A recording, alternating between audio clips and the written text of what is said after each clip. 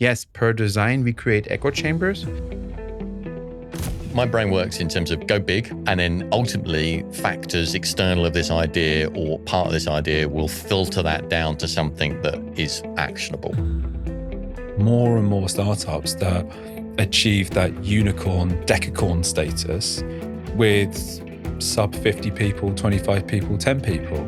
So is this really required?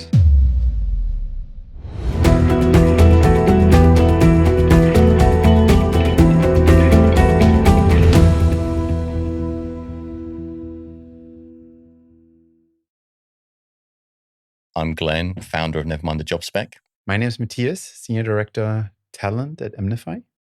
I'm Simon Sparks. I'm founder of Thrival. That was nice and smooth.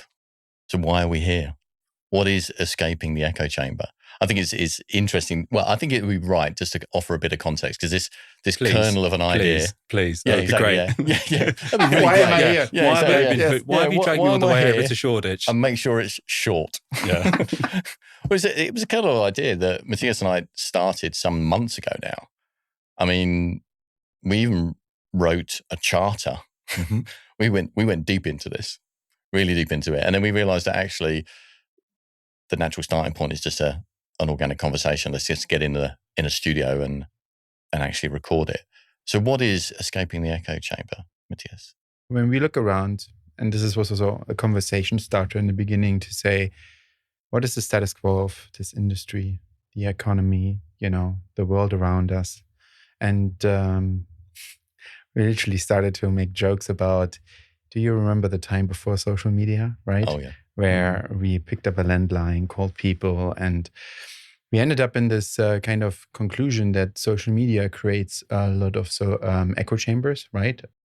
But also human beings do, right? You are naturally in your bubble, as they call it, right?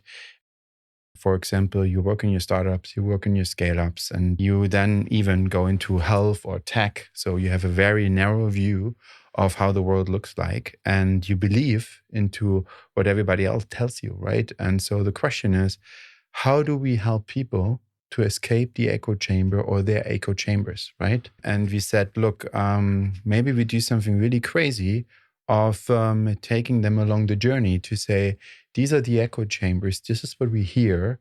This is what the mainstream belief is. And let's have a conversation if that's really true. And invite people to have a constructive, but also provocative conversation where we have very candor conversation of, is that echo chamber true? Is this really the fact here? Or do we need to take a different perspective?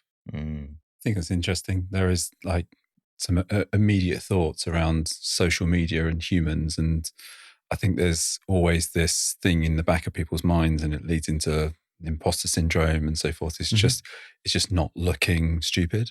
Mm-hmm. So not wanting to sort of be wrong and stuff. And I think about my children, and I think about the sort of judgment that follows them, and wanting to, and sort of not willing to take risks and say stupid things and stuff. And then conversely, the other side, and I mean, I use LinkedIn more than I use X, but I mean, they both have a similar problem, which is just nuance and the idea of conversation and nuance. And sometimes it doesn't get translated. And speaking as someone who's dyslexic, I just find it really bloody hard. Trying to explain what I think, whereas actually, kind of a conversation about it.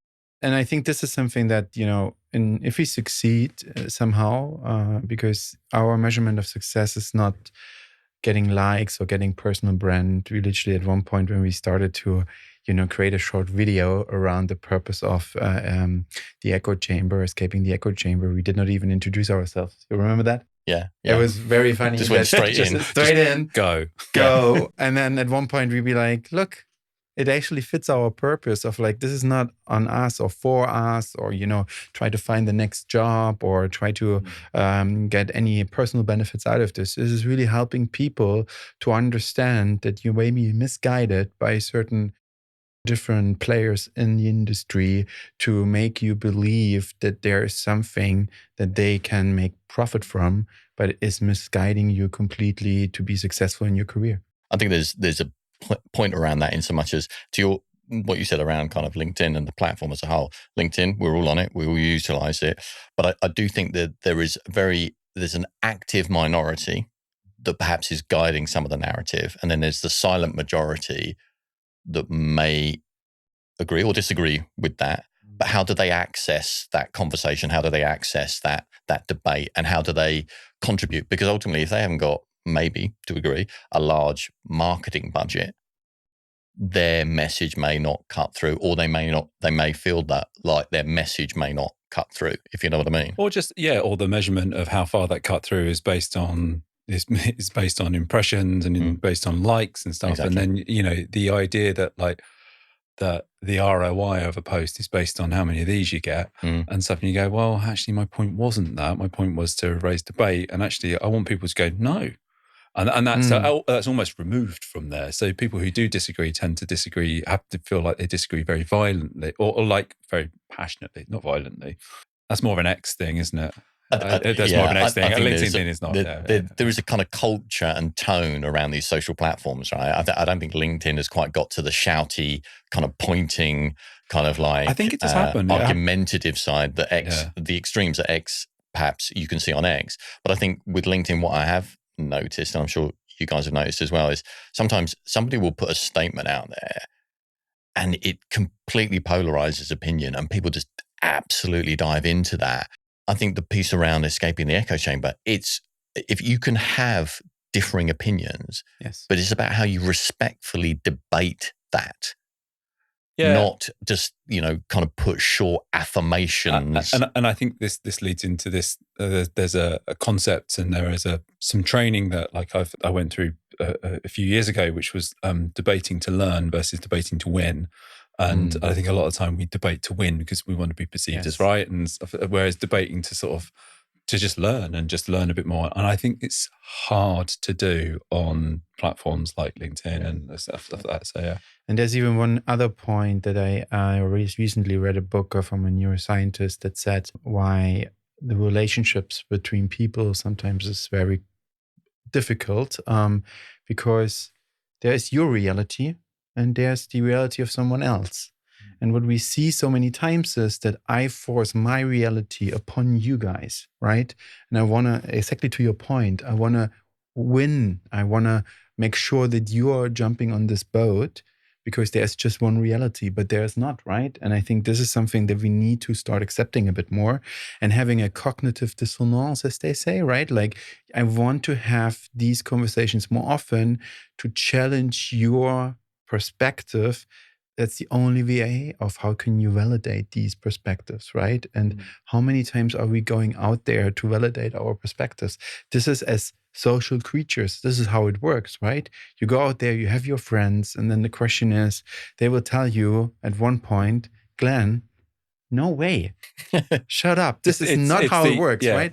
And by default, it's a very uncomfortable thing to do. Like if it gets to a point where this kind of leads into like some of the stuff that I touch in my professional career, which is you get this like mentor's dilemma, is that like when you start a relationship, you can be quite contrary and you can ask hard questions, but over time you get to know someone and you get to know them very well and you become very friendly with them and you get to know things about their, things that you would never know, like, because it just takes time. And then before you know it, you start to pull your punches a bit. You start to just sort of be quite nice and stuff like that. Whereas actually the kind thing to do all the time is to tell them that they've got spinach in their teeth. Yes. Like, and not go, oh no, I better not hurt their feelings and stuff. So we don't want to drift too much off, but like with relationships. I feel like we're drifting, yeah, but look, I think it's an important nice topic, drift. right? Nice. It's like to say, maybe change the topic of the first episode right now, yeah, right? Exactly, yeah. It's like saying with relationships, the people who hold you accountable or,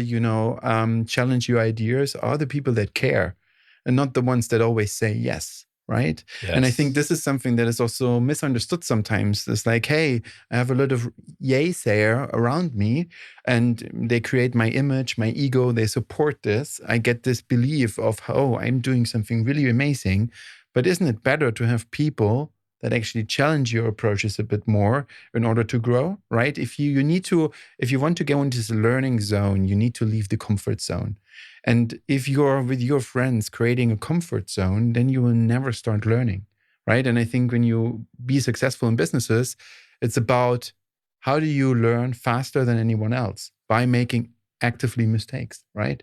I think we are going to drift a little bit here because I immediately thought about. I want to jump onto so many things. Yeah. But immediately I thought, well, linking it into the kind of people and talent world, right? Yeah. How have we not just built echo chambers off the back of things like cancel culture and stuff like that? So we've built Slack communities, we've built Facebook groups, we've built communities actually to probably gain comfort, validation, some soft learning. We don't. You're not going into like a Slack community thinking, I'm going to be challenged on my opinion and my thoughts and my beliefs here. I'm going to find people like me, like-minded individuals like me. So have we driven towards that ourselves? Have we actively pursued that? So it seems, how do we then get that kind of escaping the echo chamber? How do we get that external challenge? Can we create that in a community that's been built around kind of like-mindedness? Or do we have to reconstruct it outside? I don't think you have to boil the ocean. You don't have to. You don't have to do it all at once, because if you do, because what you're talking about is challenging a whole bunch of norms, things that people just accept, like almost like the whole of culture in work and outside of it. That's essentially what you're doing, and you'll get it wrong before you get it right. So in almost like you've got to do it not in secret, but you've just got to do it with like the right people.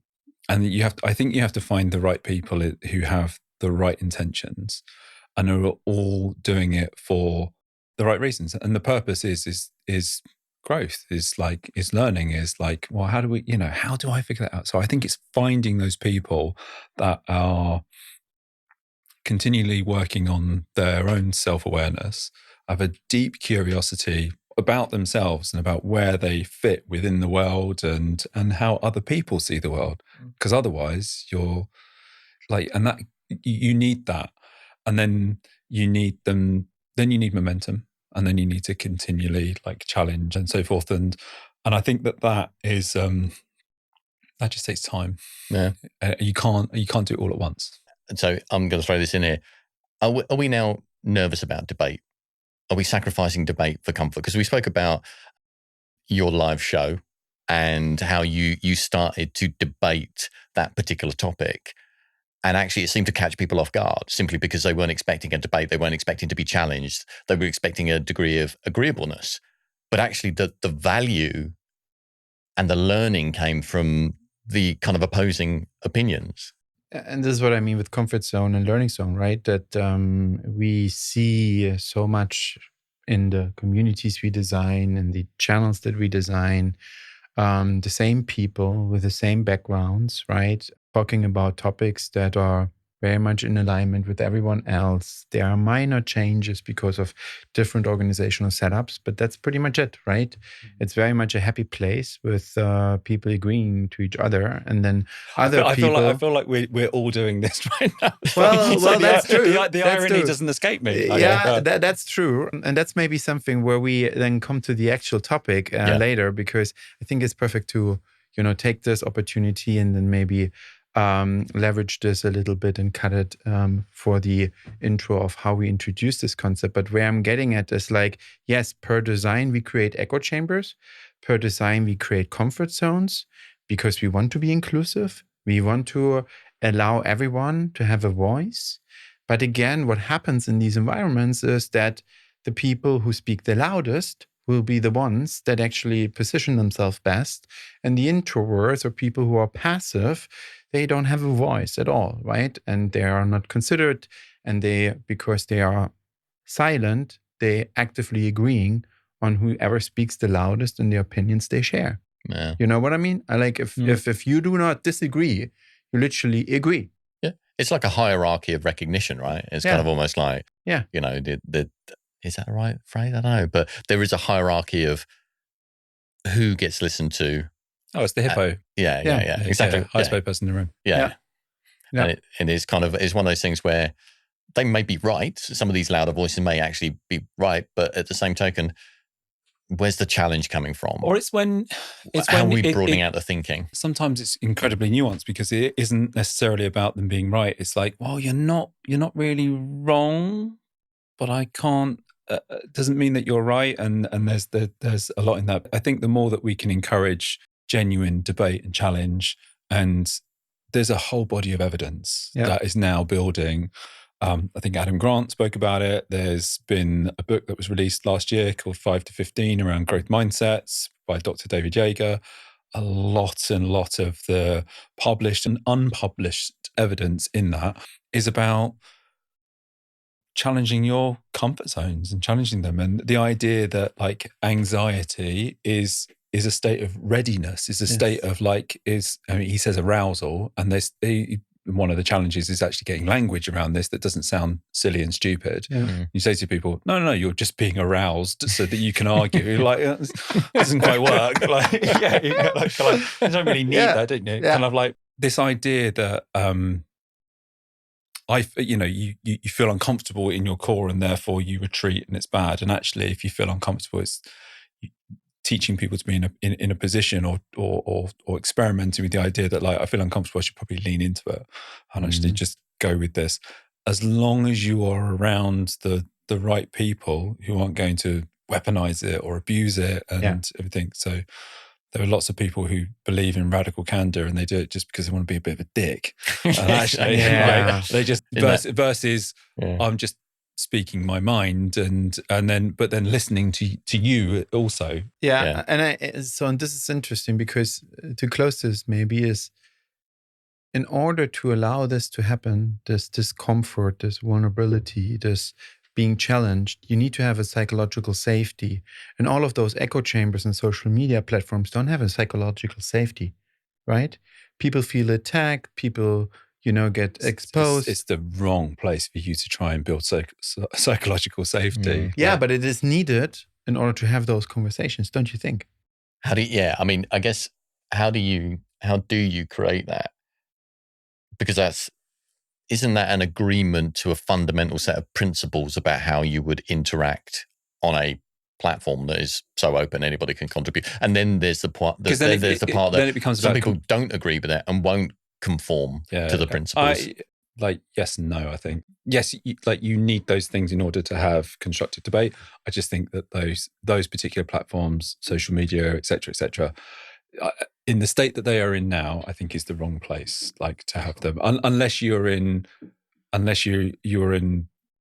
quite protected, curated groups, really, who have learned to do that over. Which you're saying now means that in order to actually escape echo chambers, you cannot go to social media, but you need to be here, no?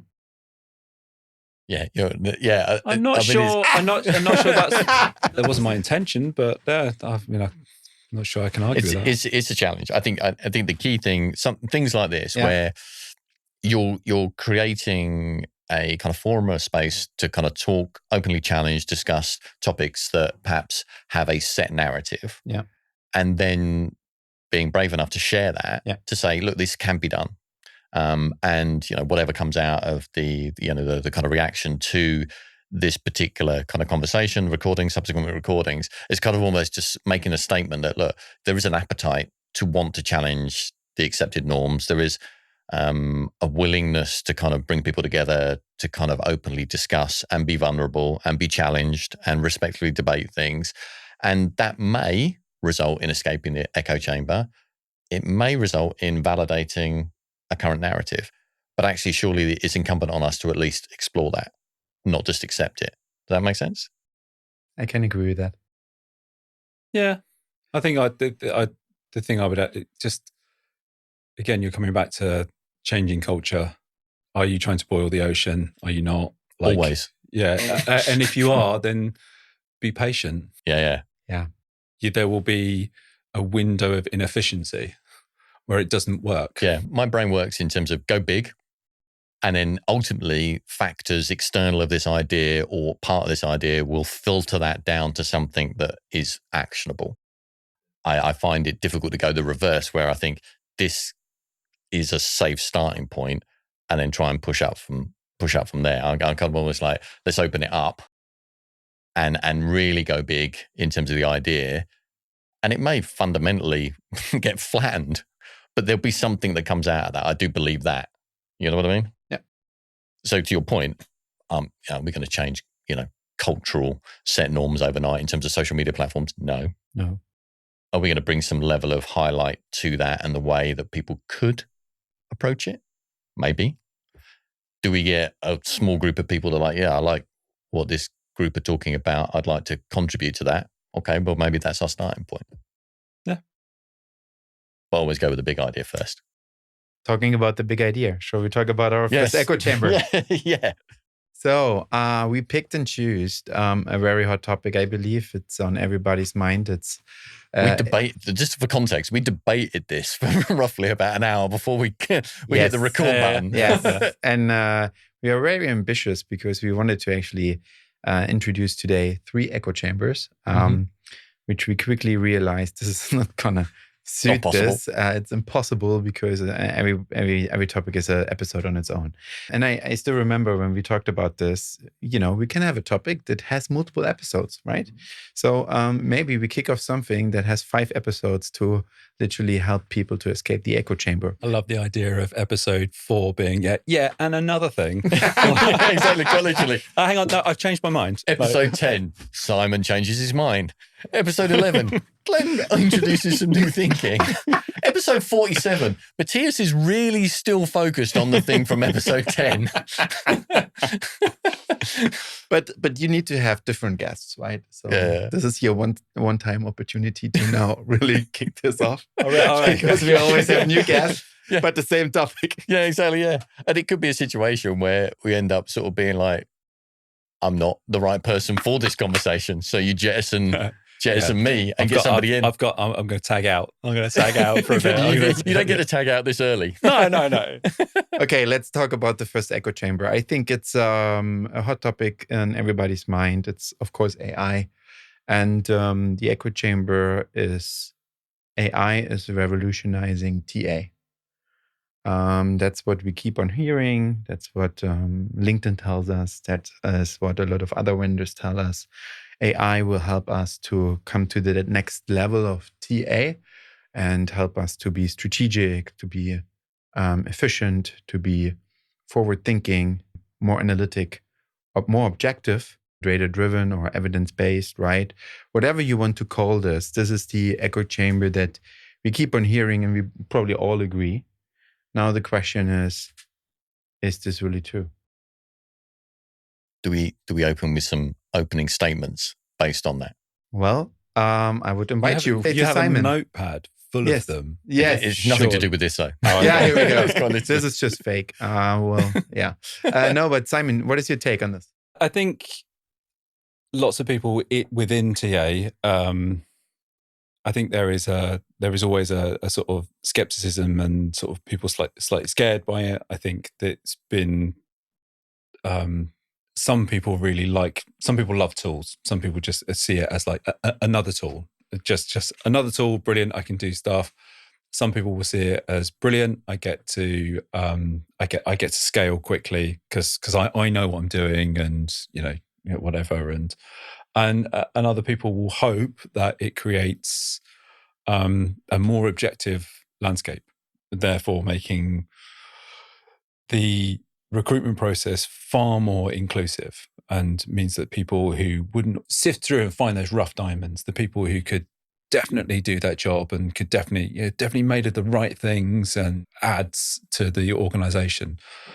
And I just think we're so far off that, and it's going to take a long time, partly because a lot of this is all just driven by humans, and I think that we're not good at it now, really. So what suggests that technology would actually help do that? I don't know. For me, technology has always been an accelerant of human systems, not a maker of human systems. And I have a bugbear around that and that particular thing. I think a lot of ATS systems are at fault for like some of this, as in subscribing to people how to work versus going, or what do we think actually works for the business and what works well and everything. And I think we're far off, but I think there are other questions that organizations and teams and people need to ask themselves. And is the current climate, and I work in the video games industry. Video games industry has been torn apart by layoffs and restructuring and stuff. So there's not a lot of people hiring. Is this the right time to try and use these tools to try and hire and scale? Are startups going to scale in the way that like we were previously understood scale to be? No, I don't think so. I think there will be more and more startups that achieve that unicorn, decacorn status with sub 50 people, 25 people, 10 people. So is this really required? Yes, it will slowly revolutionise the way that talent acquisition and kind of recruitment is kind of delivered, but possibly not in the way that people think. I think at the moment it's kind of AI will revolutionise recruitment, open brackets, volume recruitment, close brackets. I think there's probably a kind of use case for volume recruitment. But as we discussed before coming on, do you then go, AI will revolutionise the way you hire your leadership team in a startup? I think not. I think there's possibly an initial entry point and use case for it, but actually does it fulfill like the use case for every kind of form of hiring within a particular business? No, I don't think it does at this stage. And I think there's also another piece around AI literacy. So it's one thing to be able to sort of say it will revolutionise an industry sector, but if the people within that industry sector don't have the literacy to be able to use the tools and deploy the knowledge, then actually you're going to have quite a basic usage of that tool or technology. And then how do you know that it's actually valuable?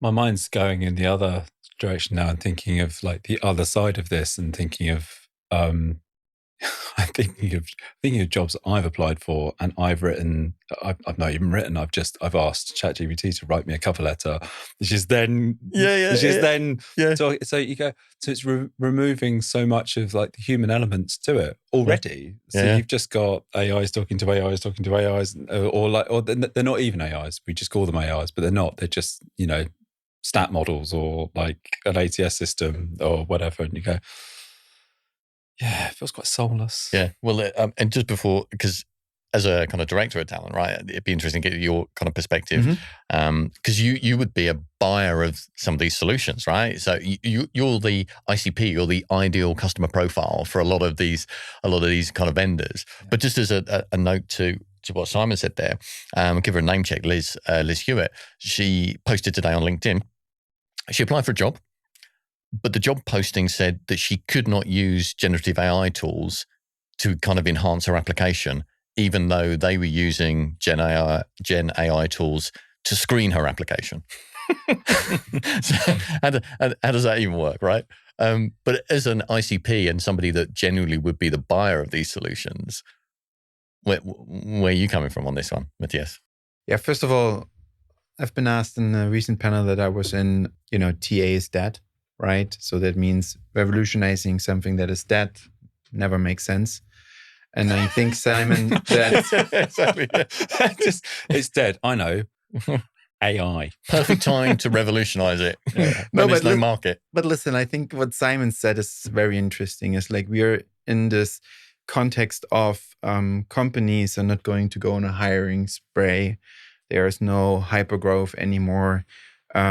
People made a lot of mistakes in the past about how we hire. Generally, recruitment is somehow broken, depends on how you look at it, right? And the worst thing that you can do to AI is make it into a broken system to accelerate it, right? Because this is scaling mansplaining, this is scaling discrimination, this is like not giving you the right amount of insights and will then mislead you in strategic decisions in order to build successful companies or create cultures, right? Yeah. So, but our data says, yeah, but AI told us it must be right. No, yeah, exactly, I mean, look.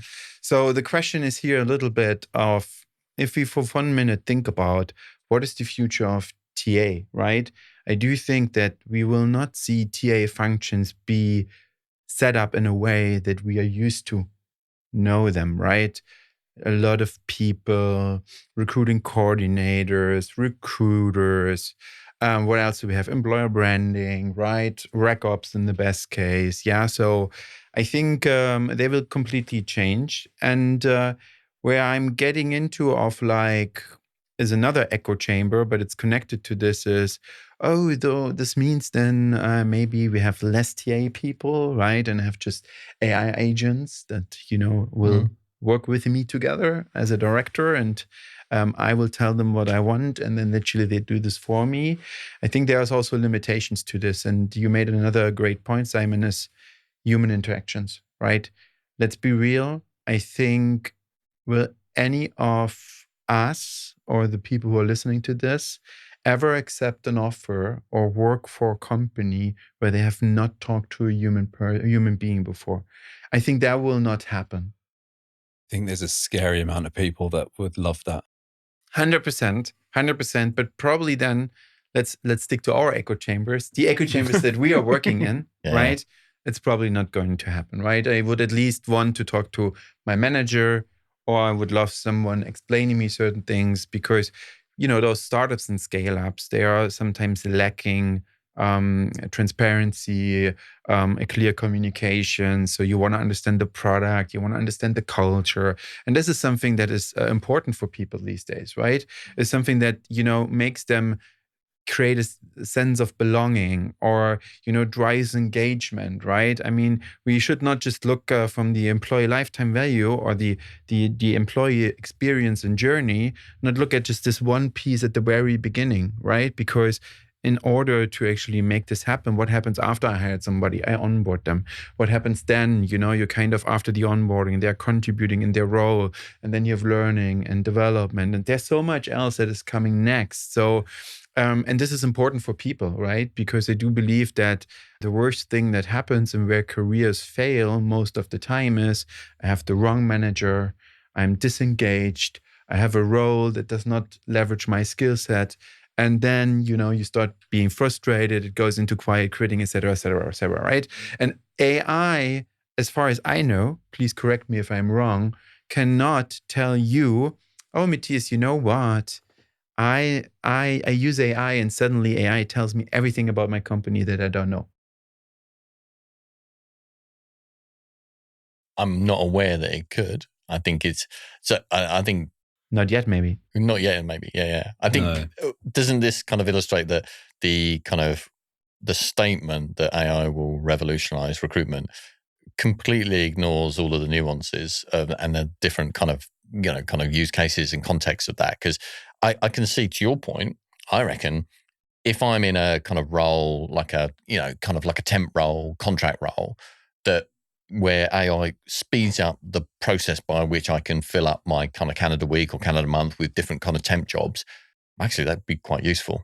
Because I know I'm doing the same job. So case in point, like hospitality or kind of like bar work or something along those lines. If I'm like, okay, well, this is my catchment area, I'm prepared to travel X amount of time, this is my rate, and these are the types of bars that I want to work in.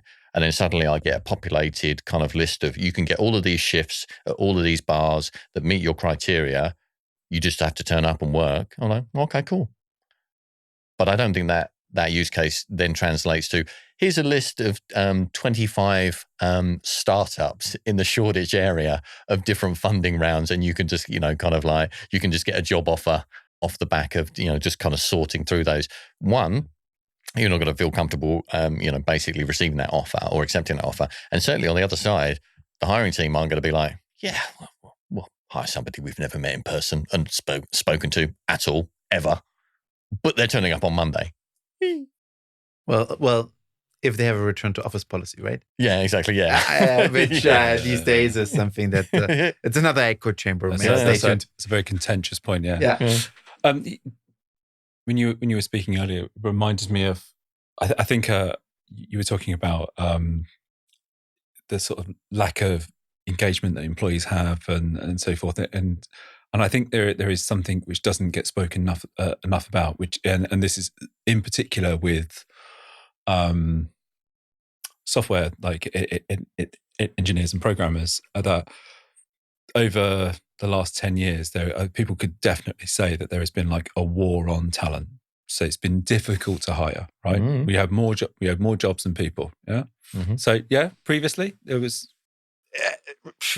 possibly. it's a next echo chamber. I would So argue. there was a war on talent. So the idea of like, how do we lure these people? I have this need. I have to make this product. I have to scale quickly. I have to do this. I have this problem I need to solve. I need people with this much. They can do this job. So someone who's fairly competent sees a job or gets headhunted for it and goes, brilliant. I'm going to earn twice as much as I've earned here. Wicked. Go. And then happens again. And then they go, fucking brilliant, right? Now I'm now gone from like 30 grand to 60 grand. And then I'm going to go like, I'm going to go to like 90 grand. Wicked. And they've gone through, and there's only so often that you can do that. And then you end up getting to a point and you're getting capped out. And you're like, you haven't actually learned anything else. You're just repeating the same thing again and again and again. So you're not actually learning any more skills. You're not learning anything else. So therefore, as an employee or just as a human being, you just go like, yeah, but my salary expectation is here. So then you look at like roles and what you can do, and you go, well, look, I've done all these things in these places. The only thing I've got left is going to people management. And maybe they fudge their way and they get there. And some people are great. Some people are growth mindsets. They learn. They're good people to learn off. Most of the time they don't. They just have like, So there's this, and I think about this a lot. We're now no longer in a war of talent, in a war of jobs. There is just the reverse. Yeah, there is just someone far smarter than me did. Quoted some data on it earlier this year, and I am inclined to believe her. I will grab that data and we'll put it in the show notes. Her name's Jessica. Jessica's awesome, and I don't think that's changed. So I do worry that the current state of TA, or when people are referring to it's dead, I think the strategy for the war on talent is dead. Yeah. Well, where should I start? War on talent is a concept that McKinsey came up with to earn a lot of money. So, and that's why they did for a very long time. But if you are good in what you're doing in TA, there's always a way to find talent. But of course, it's always the hard way of how much can you afford and what kind of quality do you want, right? Because that is something that hiring managers also do not know, like in terms of what good looks like, right? And this is one of, I can call him out. His name is Søren Winter. He said this in a very nice presentation last year. He's like, don't worry, AI is not going to replace your jobs, people, because that would assume the fact that hiring managers know what they want and they don't. Right? Clearly, Nice. that's not it, right? And I I find so it agree with very this. hard to challenge that. Exactly. Yeah. And this is something where we have to make up our mind. Like, our job is so much more about helping people to actually understand what they are looking for and how to then get there, right? And that is something that has a certain skill set and capability that is something that AI cannot do yet, right? Because it's like prompt engineering, right? I don't know if I can say this openly, but it's shit in, shit out, right? And so what you put in, and that's not good, then you get not so good output, right? And I think that's something where I believe when I work with AI tools, so also stating this, I'm against this echo chamber, but I still use, of course, AI tools in certain ways where I say it's not going to revolutionize, but it's going to help me, right? And I think, let's be real, what revolutionize is a big word, right? And I think this is something that I think we need to do here is the way of how can we have a critical thinking approach, like a critical approach to whatever I put in and what I get out. Is that real? I did this the other day on a panel. It was last year in a community where we had C-level on the panel. And I asked ChatGPT, can you mirror a conversation between a CEO and the board? And what are they asking, and etc. And then I asked the CEO and said, like, look, is that the conversation that you have with board members on a regular basis? And he's like, I wish. Yeah, this is very idealistically written, but the reality looks very different, right? And I think, of course, AI is enhancing, but what I'm saying is that we need to be mindful and critical because there are limitations, to AI. Why do hiring managers not know what they want? That's very easy. It is because it's easy. They're idiots. No, well, you said that, or you said that. No, for all my hiring managers there, I never said that. No, it's really important that people and companies in general. It's not just a people topic; it's a company topic as well. They are poor in understanding what productivity means for them or performance means for them. Right? It's something that is so highly subjective, right? And this is what we are very much in TA confronted with. Somebody comes around the corner and says, or I had this multiple times in my career as Matthias, we need better people than we have right now. And I'm like, okay. And we need amazing people. Okay. Can you tell me what that means? Yeah. And you'd be like, yeah, what do you mean? Like, they need to be amazing. They need to be great. They need to achieve. They need to be successful. And it's like, yeah. But still, you're not answering my question. Like, what does success look like for you? How do you measure this? How do you know that somebody is actually great in their job? And they come around, these leaders and business leaders, they come around and say, this is what I assume good looks like. And then when you talk to the people, you very quickly then see, and this is one of the, I think, biggest problems that you have in hiring is like, if there is somebody that has a very immature belief on what success looks like. And then you talk to other candidates and they'd be like, what? No, this is not what this role is. This is also not what success looks like.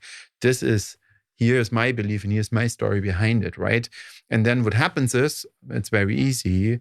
They both do not come together because of the hire manager that you have with their narrow-minded view of what success looks like. And then you just hire.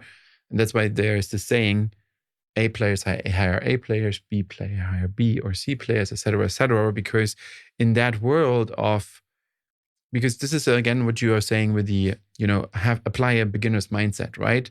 It's like being self-aware. If you're a great leader, I'm comfortable to hire people that are smarter than me. I have different skill sets that I don't have, but I bring them in my team because that makes them being more equipped to the challenges that we have. And this means that you can currently kind of step down and say, I'm not the mastermind anymore. I have smarter people. They do a much better job. And this is a huge step because that's something that I keep on seeing that is like with leaders that, if you feel like you are the master, the subject matter expert, and you know it all, this is not how you succeed in career. I mean, you must see this a lot in your coaching career where individuals have been kind of promoted to manager level. They're just not ready for it.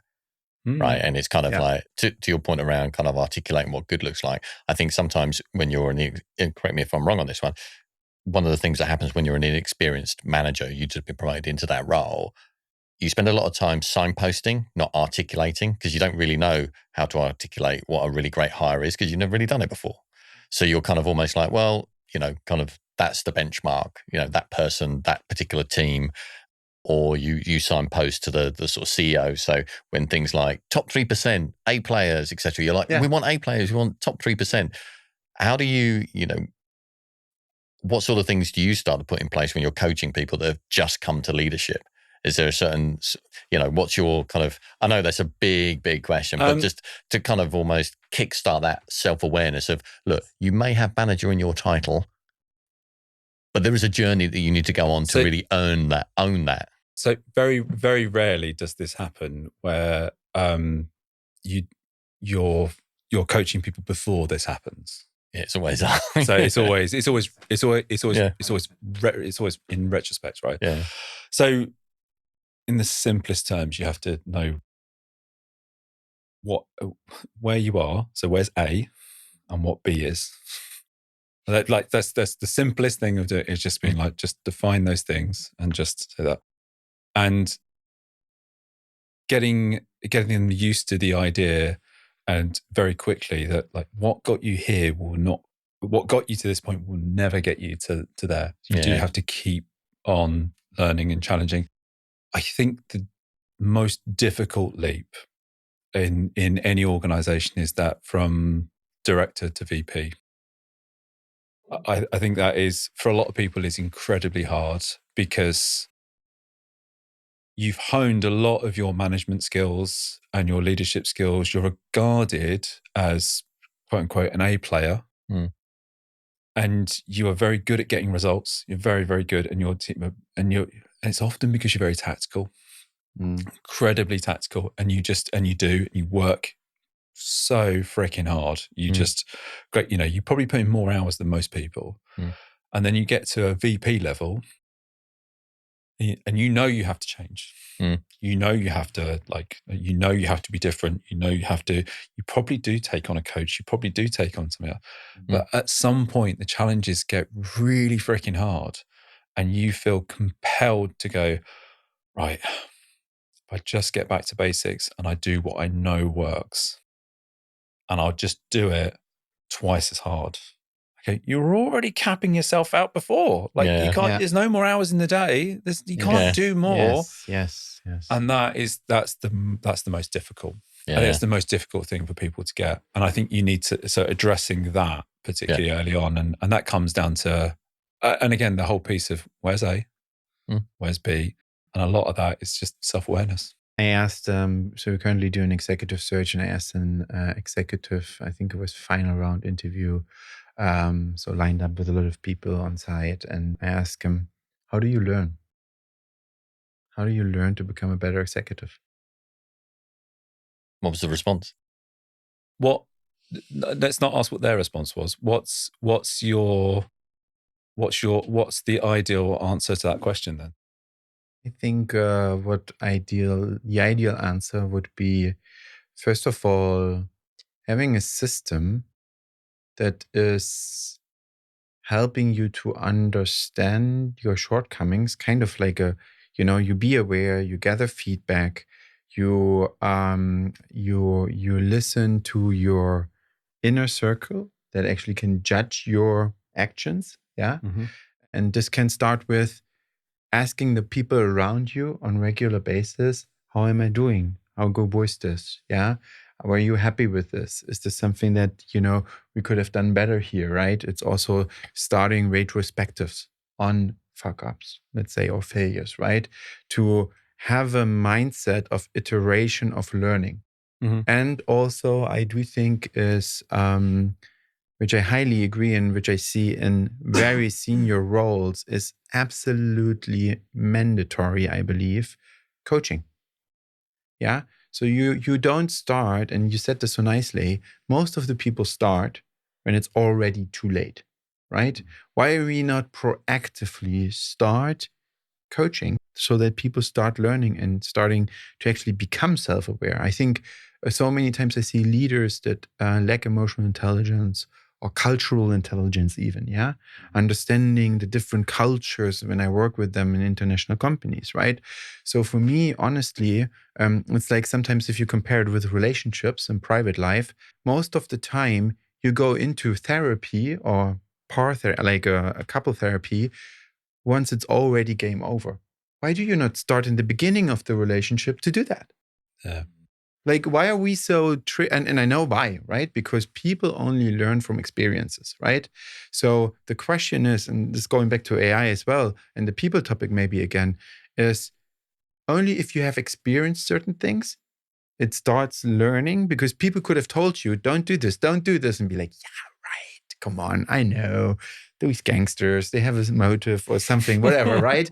And then you experience and you'd be like, oh shit, yeah, they were right. Damn it. And then this should be then the moment to self-reflect. But if you let leaders in TA or with people topics make mistakes, this is really dangerous, right? So kind of we need to be mindful of what kind of mistakes or failures they can do that don't mess up with people's lives or people's career, et cetera, et cetera. What are the intelligent failures that do not cost organizations too much to try out, to keep on learning and growing, right?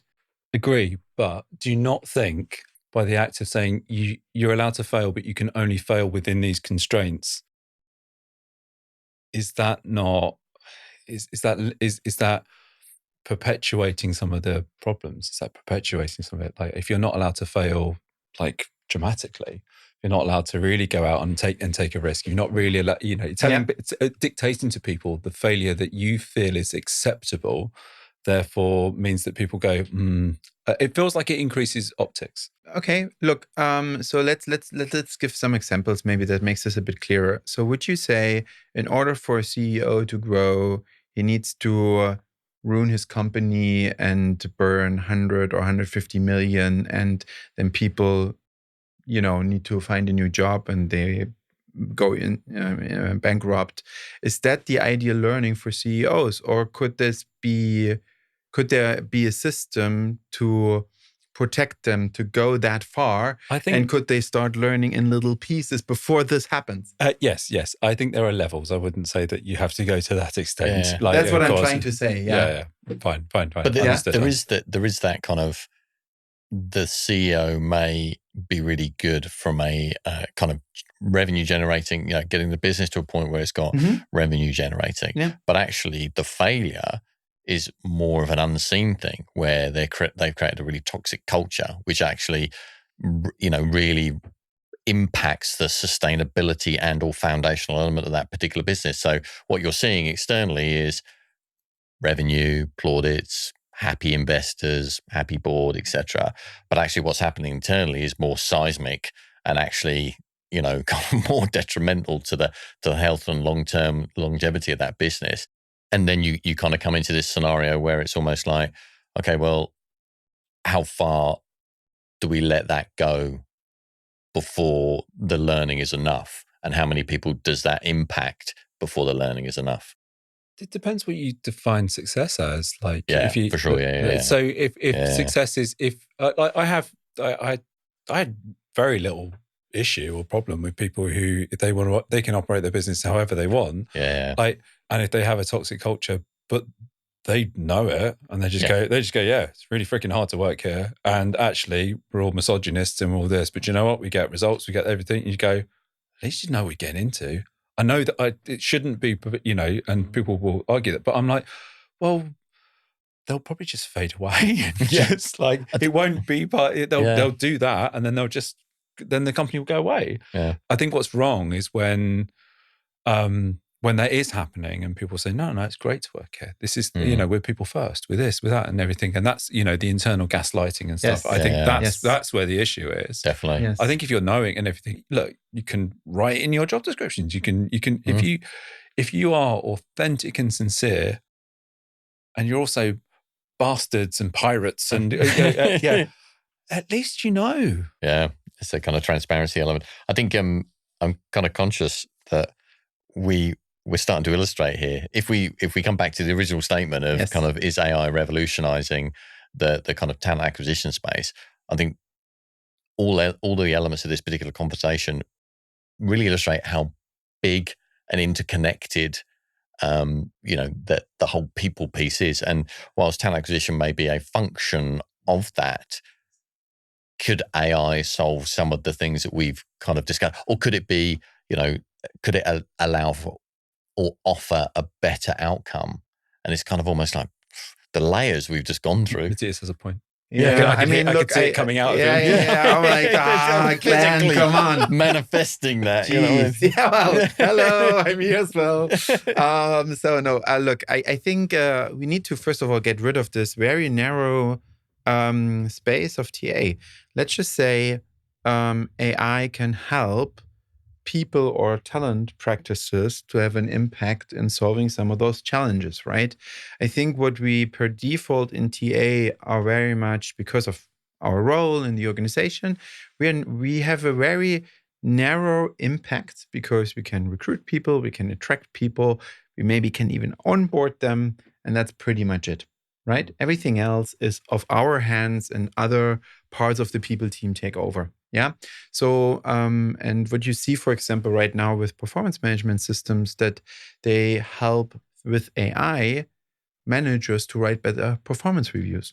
Yeah. So, because honestly speaking, how poor are managers in their performance reviews? And then you're happy that they have some points and they thought about it, But then, how inclusive is this? How respectful is this, right? And then you have a system that can help you there, because let's be honest, right? From a copywriting aspect, or when we create content, AI can be helpful, right? AI could help us to a certain extent if you master and learn how to interact with AI, right? If we coach people to a certain extent to say, look, prompt engineering, if you want something out, if you want to create good copy, whatever context this is, these are the rules that you need to follow. We kind of coach them, we kind of empower them and do this on a regular basis. Then people get more comfortable with it, people use it, and then see also the limitations and maybe have other people to go through this. But then it is easier, because I think what we keep on seeing as a people team and talent team is managers also tend to not like people topics. Why? Because it takes a lot of time. Yeah. Oh, I spend 5 hours for my performance review for one employee. But funny enough, I have 20. So here we go. How much time do I need to spend in order to get this done, right? There must be an easier way to do this, right? And topics like that, it's the same thing with hiring. How many times have we seen, oh, I have 5 roles, but I just have 2 hours every week. How do you want to do this? Like, this is not flying, right? You need to invest time. I always say 20% of your time needs to be in hiring. And if you have such amount of roles, for each role, by the way, so if you have such amount of roles, then we cannot make it happen, because I cannot let candidates wait 2 weeks until they have an interview with you, right? Like, this is ridiculous. And so being realistic that this is a timely effort, takes a lot of time. There are ways where I can help, right? When you transcribe interviews and, populate out of these interviews scorecards, then this can help with preparing maybe an interview, but also submitting scorecards. How many times has this been an issue that, hiring managers do not submit scorecards? And then we reject candidates and we don't know why, because there's no assessment happening, right? Or they just say, thumbs up, thumbs down. And you'd be like, yes, and why? You know what? I don't have time. Yeah, we hide the person. Didn't like the nose. Didn't like the nose, or the cap, or the beard. Yeah, exactly. So, it's like be like, look, and no, that's a little bit hard to give feedback, right? But like, there are ways, of course, where this can help. But honestly speaking, we would also say it's not like AI is evil or AI has no impact at all. It does have impact, but revolutionizing is a big word. Yeah. So, closing statements on that particular AI is going to revolutionize talent acquisition.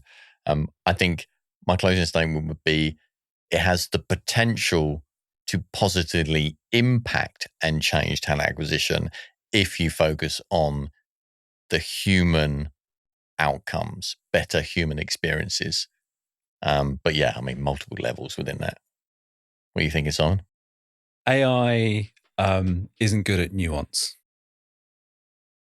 So it will revolutionize whatever it does. The important thing is sitting in the nuance and sitting in there and making sure you're pointing it towards the right, pointing it towards the right direction. Yeah. Matthias? For me, it's important that people don't get this message wrong of what we're trying to discuss today by completely avoiding AI. So for me is, please spend as much time as you can with AI, test it, work with it, trying to figure it out. Yeah. That is absolutely necessary. But I think what we were trying to fix here is today to say, don't get your hopes up too high that AI will do all of the job of what we are doing, what everybody in the organization is doing. And literally we have better organizations tomorrow or next year because AI exists. That's nonsense. Yeah. So I think be also very critical of the voices they will tell you and sell you this message. And then really try to understand it as much as you can, because I think when you talk with the people who build AI systems now and talk about their language learning models or generative AI, there are some techie people out there that say generative AI is not even there, but everybody's talking about it. Like, what the heck, yeah? Or the same thing, like everybody talks about AI, but nobody's using it. Like, seriously, people, right? Let's have some more real conversations about this topic. Yeah. Yeah. Just to round that off, I think it's lean in to your AI literacy on learning. It's kind of, don't be scared, and it's not going anywhere. It's not as if this is like a fad and it'll, fast forward 18, 24 months and then people are like, oh, that AI thing was kind of like, that was fun. You still remember this. Yeah. Yeah. It's incumbent on us collectively. It ain't going to be a mini disc. Yeah. It's not going away to mini disc. Blu-ray. Blu-ray. I had one. I still remember this. Did you have a mini disc as well? Yes. Yeah. Oh, man. Yeah. Tells a lot how old we are. That's the strap line now, right? That's for the show. That's the strap line. AI is not a mini disc. I love this. That's a t-shirt as well, man. It's the title of the episode. Yeah, 100%. That is it. Ain't going to go the way of the mini disc, yeah. Amazing. Yeah. Well, thanks, gents. This has been fun. This was great. Who thought we could do 3 topics? I think that was the gentleman with the hat. I'll own that.